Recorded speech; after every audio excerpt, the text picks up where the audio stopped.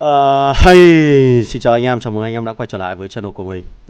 Hôm nay mình sẽ lên cho anh em một video clip giới thiệu về các đơn vị hải quân ở trong trò chơi game Warpath ở trong bản cập nhật 11 chấm sắp tới. Ok. Rồi, đây là cái màn hình chào mừng khi mà chúng ta đón bản cập nhật 11.0. Các bạn đã thấy được một cái màn chào mừng giới thiệu về đơn vị hải quân trông rất là hấp dẫn, là một mô hình tàu sân bay. Chúng ta sẽ cùng xem trong bản cập nhật này có gì nhé. Trước tiên là chúng ta sẽ phải xây dựng một cái hải cảng để có thể xây dựng được các cái xưởng đóng tàu, và từ các xưởng đóng tàu này thì mình mới có thể triển khai được các cái đơn vị hải quân. Và chúng ta sẽ có một cái phần chơi chiến dịch dành riêng cho các đơn vị hải quân riêng để lấy được các vật phẩm dành riêng cho loại binh chủng này.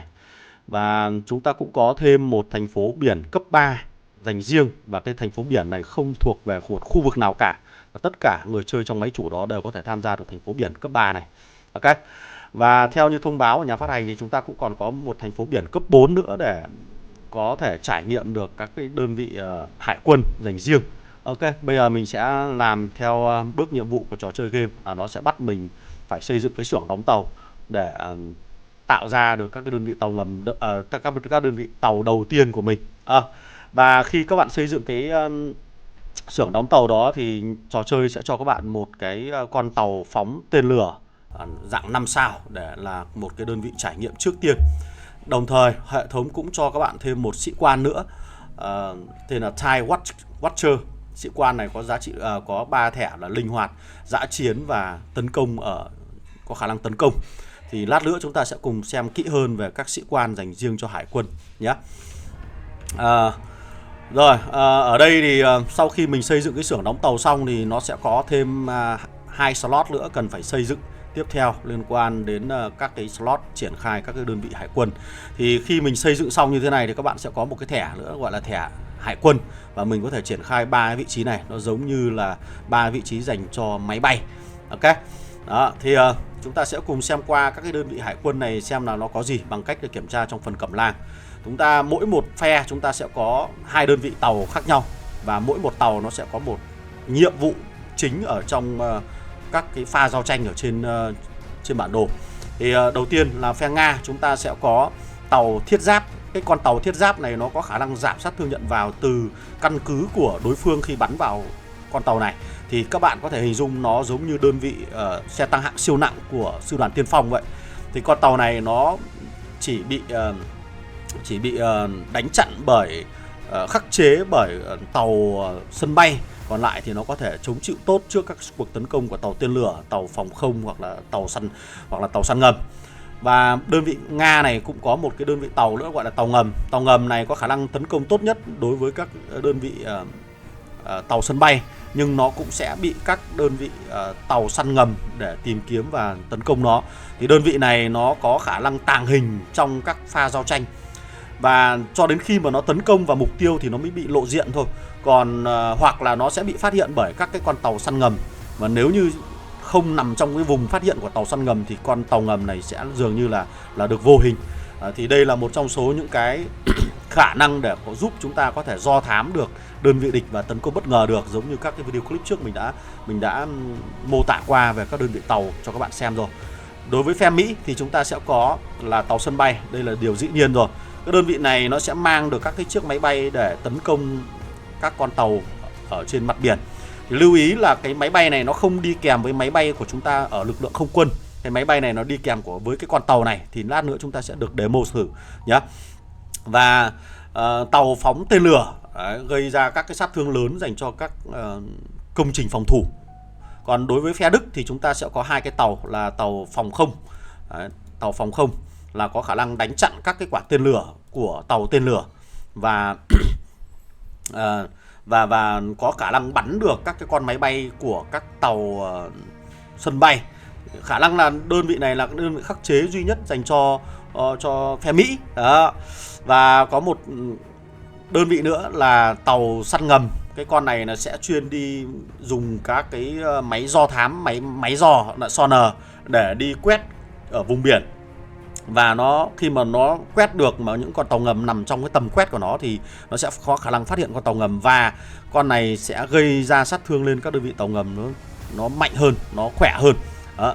Thì đây cũng là đơn vị mà có thể khắc chế được tàu ngầm, và khả năng là trong giao tranh thì chúng ta cần phải có những đơn vị như thế này để phát hiện các cuộc tấn công bất ngờ của kẻ địch, chứ nếu như không có thì khá là khó khăn. Thì đây là đây là 6 cái đơn vị tàu chiến mà nhà phát hành đã giới thiệu vào trong trò chơi game của chúng ta. Thì mình sẽ có những video clip dành riêng cho giới thiệu riêng về các cái đơn vị tàu chiến này và cơ chế hoạt động của nó về sau này. Ok. Rồi, tiếp theo là chúng ta sẽ có sĩ quan. Ở trong cái thẻ sĩ quan liên quan đến tàu chiến này, chúng ta sẽ có 3 cái sĩ quan được cho trong giai đoạn đầu của trò chơi. Thì sĩ quan đầu tiên mà các bạn vừa được xem là mình vừa nhận được khi mà xây dựng cái xưởng đóng tàu đầu tiên, đó là TIE Watcher. Cả 3 sĩ quan này đều là ở dạng linh hoạt hết cả, và điều đó có nghĩa rằng chúng ta có thể triển khai trên tất cả các đơn vị tàu chiến. Thì anh chàng này là một anh chàng của có thế hệ thứ 4, và kỹ năng của nó sẽ có những kỹ năng như sau. Đầu tiên là gọi ra một cái cuộc không kích với hệ số sát thương là 1800, và nếu như mà đối tượng mà có trên 50% độ bền thì cái lượng sát thương được gây ra thêm là 450 nữa, nâng tổng số lên đến hơn 2250 cơ. Và kỹ năng thứ hai là một kỹ năng tăng cường sát thương kỹ năng sĩ quan là 30%, khá là tuyệt vời. Kỹ năng thứ ba là kỹ năng tăng hỏa lực và độ bền thôi. Kỹ năng thứ tư là kỹ năng có khả năng tăng cường cái khả năng phòng thủ tên lửa của con tàu mà sĩ quan này được triển khai. Đó. Và kỹ năng thức tỉnh là có 30% khi mà nó tấn công vào các cái đơn vị tàu chiến của kẻ địch, thì nó sẽ có 30% cơ hội là giảm kỹ năng đi 1 giây, giảm cái thời gian chuẩn bị kỹ năng đi 1 giây. Bình thường nó sẽ là 8 giây, nhưng mà nó sẽ có 30% giảm đi, sẽ chỉ còn có 7 giây thôi. Và cái kỹ năng này chỉ được kích hoạt mỗi 8 giây một lần, tức là sau khi mà chúng ta boom skill thì nó mới được khả năng được kích hoạt lần tiếp theo. Rồi, anh chàng thứ hai, anh chàng này là các bạn có thể nhận được thông qua một cái sự kiện gọi là điểm danh đăng nhập. Thì lát nữa chúng ta sẽ đến cái phần sự kiện đó. Đó, anh chàng này cũng là thuộc thế hệ thứ 4, toàn bộ 3 cái sĩ quan này đều thuộc thế hệ thứ 4 cả, và đều có khả năng linh hoạt, tức là triển khai cho tất cả các đơn vị tàu chiến. Anh chàng này có kỹ năng chiến thuật, đó là gây ra một hệ số sát thương kỹ năng sĩ quan lên đến 1800, và tăng cường sát thương cho đơn vị tàu chiến của anh ta lên thêm 15% trong 8 giây. Rất là cơ bản thôi. Kỹ năng thứ hai là tăng cường hỏa lực thêm 40%. Kỹ năng thứ ba là tăng cường các đòn tấn công bình thường lên 30%. Cái kỹ năng này nó giống như kỹ năng của anh chàng Svalin mà chúng ta đã có ở các đơn vị lục quân đó. Và kỹ năng thứ tư là tăng tốc độ di chuyển của con tàu lên đến 10%, và giảm thời gian tải đạn của tàu đi 5%. Cái giảm thời gian tải đạn này nó giống như cái kỹ năng của anh chàng cỗ máy tác chiến ở lục quân đó. Và kỹ năng thức tỉnh của anh chàng này là khi mà đơn vị tàu chiến của anh ta tham gia vào pha giao tranh thì nó sẽ tăng sát thương của sĩ quan của đơn vị này lên 10%, và kháng sát thương thêm 10% nữa. Khá là cơ bản. Và mình đọc cái bộ kỹ năng này dường như là nó rất giống những cái sĩ quan thế hệ thứ nhất của lục quân thì phải. Cảm giác của mình nó là như vậy. Rồi, anh chàng thứ ba là các bạn sẽ được nhận được khi mà chúng ta hoàn thành đến level 4 của đơn vị của cái màn chơi chiến dịch phần hải quân, thì chúng ta sẽ có khả năng mở khóa được anh chàng này. Thì anh chàng này sẽ có kỹ năng chiến thuật là tạo ra một lớp khiên với hệ số là 1800 và tăng cường kháng lên đến 15% trong 8 giây. Kỹ năng thứ hai là tăng cường độ bền lên đến 40% nữa. Và kỹ năng thứ ba là tăng cường kháng sát thương là 20%. Và kỹ năng thứ tư là tăng cường khả năng phòng thủ tên lửa là 25%. Kỹ năng chiến thuật khi mà được thức tỉnh của anh ta là một kỹ năng bị động nữa, là khi mà đơn vị tàu chiến của anh ta bị tấn công và anh ta sẽ có cơ hội là 20% cơ hội để hồi phục cái lượng độ bền với giá trị là 500. Đấy. Thì mỗi lần là chúng ta sẽ chỉ được kích hoạt trong 8 giây thôi. Thì cái lượng hồi phục này nó giống như của cô làng thiên sứ ánh sáng ở lục quân đó. Đó, thì đây là 3 cái sĩ quan dành cho hải quân, và sau này chúng ta sẽ còn có một sĩ quan thứ tư nữa là sĩ quan nữ cũng dành cho hải quân. Thì các bạn sẽ đón chờ ở phần tiếp theo của video clip nhé. Mình sẽ công bố cho các bạn sớm hơn. Đấy là liên quan đến đơn vị tàu và sĩ quan. Và phần tiếp theo thì chúng ta sẽ tìm hiểu về cái sự kiện. Thì khi các bạn tham gia vào khi các bạn cập nhật cái bản cập nhật 11 chấm thì chúng ta sẽ có một cái sự kiện để điểm danh đăng nhập theo ngày. Thì đây là sĩ quan mà người ta cho các bạn ngay trong cái ngày đầu tiên mà chúng ta cập nhật phần trò chơi. Đó, và các ngày tiếp theo chúng ta đăng nhập, chúng ta sẽ nhận được những bức tượng của anh chàng này để có thể nâng cấp được anh chàng này một cách miễn phí. Và chúng ta cũng có cơ hội để sở hữu được các bản thiết kế dành riêng cho các đơn vị tàu này. Và đầu đạn cũng như là cờ lê. Thì như các bạn nhìn thấy ở đây là chúng ta có một cái hệ thống nâng cấp tàu chiến khác so với lục quân và không quân. Không quân thì cũng có cái hệ thống tính của không quân màu xanh riêng. Thì bây giờ sang đến lục quân, sang đến hải quân, chúng ta sẽ thấy có cả cờ lê và bánh răng đầu đạn của riêng các đơn vị hải quân thôi. Điều đó có nghĩa rằng khi cập nhật 11 chấm thì tất cả những người chơi này, tất cả những người chơi trong máy chủ Warpath là đều có xuất phát điểm như nhau. Đấy. Chúng ta sẽ cùng ngó qua các cái phần cửa hàng một chút để xem nó có sự thay đổi gì. Thì ở trong cửa hàng VIP chúng ta cũng sẽ có các cái phần để mua cờ lê của hải quân và cấu kiện tinh chế của hải quân là cũng có, và đầu đạn cũng của hải quân là nó đều tính. Và như các bạn có thể nhìn thấy ngay là giá trị mua các vật phẩm này nó bằng tiền với giá trị các bạn mua bằng mua cho các đơn vị lục quân. Mình nghĩ như thế là khá là rẻ và chúng ta hoàn toàn có thể tăng cường được sức mạnh của các đơn vị hải quân này từ rất sớm. Rồi chúng ta xem cửa hàng liên minh. Trong cửa hàng liên minh này thì không có sự thay đổi gì cả. Và sang cửa hàng chiến dịch một chút. Ở đó thì khi các bạn kích vào cái phần chơi chiến dịch là nó sẽ có thêm một cái cửa hàng nữa, có một cái biểu tượng nút bấm nữa là dành cho các phần chơi chiến dịch. Còn dưới này thì nó sẽ chia rõ riêng là phần chơi chiến dịch của lục quân và không quân.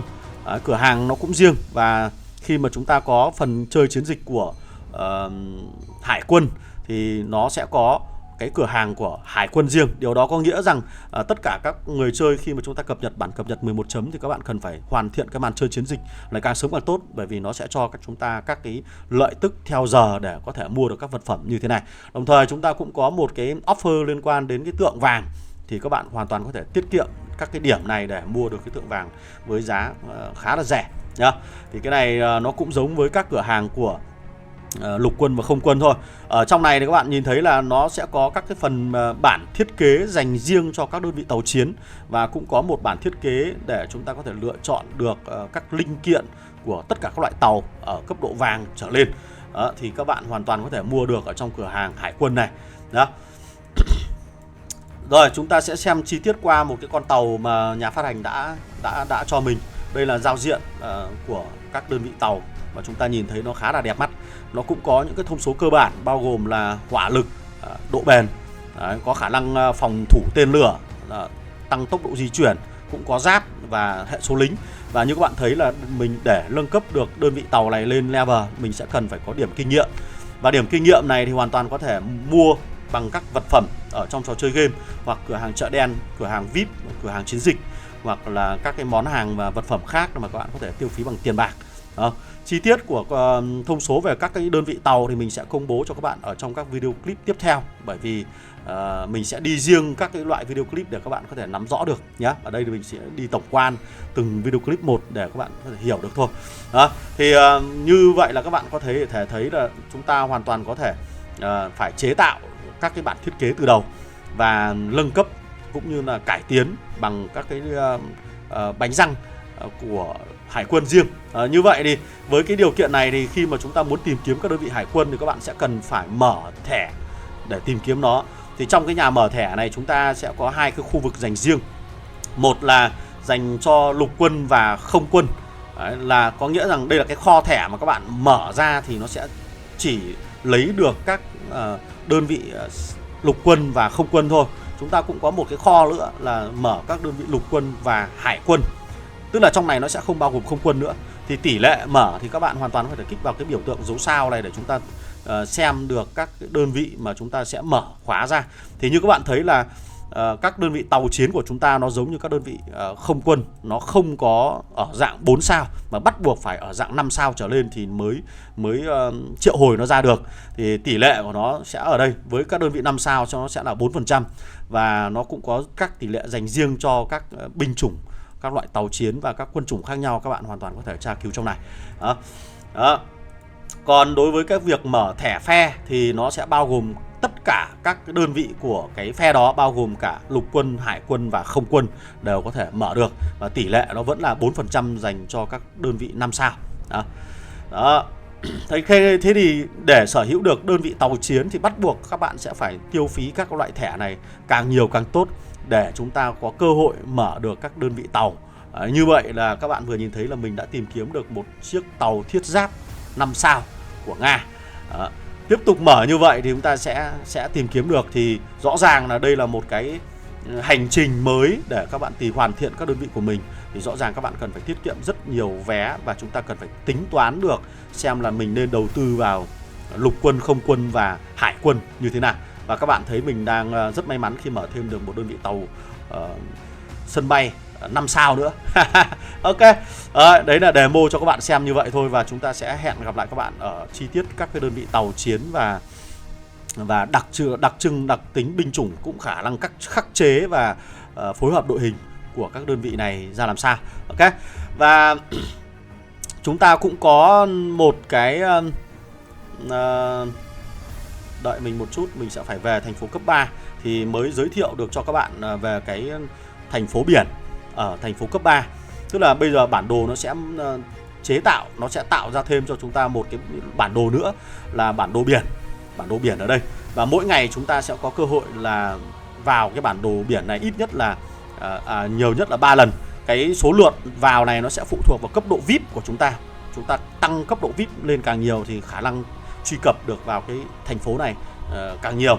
Thì ở trong thành phố này nó sẽ thiết kế lại cái bản đồ là sẽ gồm có các cái vùng biển nhiều hơn, và cũng có phần đất liền để các bạn hoàn toàn có thể đáp các căn cứ của chúng ta ở trên đất liền, hoặc là sử dụng các đơn vị lục quân. Và ở trong này thì chúng ta có thể hoàn toàn chiếm lĩnh các cái công trình chiến thuật mà không cần phải xây dựng ngôi làng, không cần phải xây dựng lãnh thổ giống như ở trên đất liền nữa. Rất là ok. Đấy, và trong này thì khi các bạn vào trong này nó giống như là chúng ta đi một cái phó bản ở trong các trò chơi võ lâm truyền kỳ ngày xưa ấy, là chúng ta vào đây chúng ta đi farm các cái con hắc quạ ở trên biển để thu nạp được điểm kinh nghiệm, đầu đạn và bánh răng của các đơn vị hải quân. Ok. Đó. Rồi mình sẽ tham gia thử vào trong cái chiến trường hải quân này để cho các bạn có một cái góc nhìn nó mở hơn. Đây là cái base của mình khi mà mình được đáp vào trong cái chiến trường biển này. Thì rõ ràng các bạn nhìn thấy là mình đáp ở trên đất liền và dưới này là biển. Chúng ta hoàn toàn có thể không vận được vào các cái vị trí biển này để có thể là sử dụng các cái con tàu. Đấy, thì khi mình thử không vận vào các cái phần biển này thì thay vì là nó hiện cái con xe tải của lục quân thì bây giờ nó sẽ hiện hình cái con tàu chở hàng. Thì bạn hoàn toàn có thể là không vận vào các cái vùng biển được. Thì khi không vận xong thì nó sẽ hiện ra là các con tàu chở hàng thôi. Mình cũng vẫn có thể hóa nhà như bình thường. Ở đây nó sẽ giống như là các cái xà lan để chúng ta hóa thành các cái căn cứ. Và khi mà hóa xà lan xong thì chúng ta sẽ có 3 cái biểu tượng để triển khai đơn vị hải quân. Đồng thời là đơn vị lục quân của chúng ta sẽ bị gạch chéo như thế này. Điều đó có nghĩa rằng chúng ta không thể sử dụng các đơn vị lục quân này ra biển được. Rồi, để tạo được tập đoàn quân thì các bạn hoàn toàn cũng có thể tạo được các tập đoàn quân dành cho lục quân và không quân và hải quân. Và dĩ nhiên là khi triển khai đơn vị lục quân thì các bạn cần phải đứng ở trên đất liền thì mới có thể tạo được các cái tập đoàn quân này. Còn ở dưới biển chúng ta sẽ có khả năng tạo được các đơn vị tàu chiến. Rồi mình sẽ triển khai đơn vị tàu chiến để mô phỏng cho các bạn.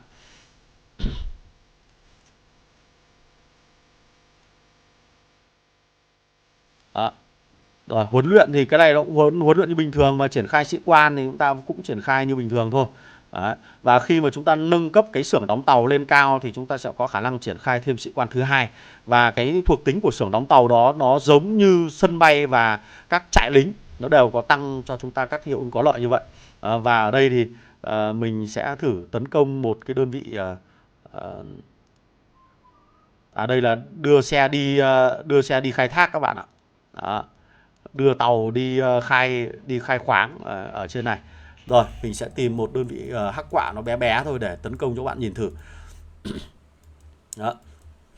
Đây là tàu thiết giáp, đây là tàu sân bay và đây là tàu tên lửa. Thì các bạn nhìn thấy cái vùng tấn công của tàu sân bay nó rất rộng. Nó rộng đến 1, 2, 3, 4, 5, 6, 7 7 ô. 7 ô tính cả nó nữa là 8 ô, rất rộng. Còn trong khi đó các tàu khác thì cái vùng tấn công của nó khá là hẹp. Đấy, và khi mà tấn công bằng tàu sân bay thì các cái đơn vị máy bay này nó sẽ được triển khai đi như này, nó sẽ được cử đi như này. Và cái con máy bay này nó sẽ ném cho đến khi nào mục tiêu bị chết hoặc là chúng ta gọi nó về. Đấy, chúng ta gọi nó về đây này. Đấy, thì là nó sẽ quay về. Còn nếu không thì chúng ta cứ triển khai nó. Sau khi nó hoàn thành cái việc tấn công mục tiêu này, mình có thể điều khiển nó để tấn công mục tiêu khác như bình thường, chứ không cần phải gọi nó về để tiếp nhiên liệu hay là nạp đạn. Đó, như các bạn nhìn thấy ở đây. Đó.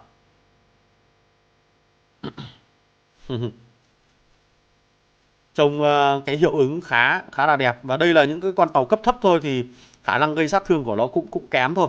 Đấy.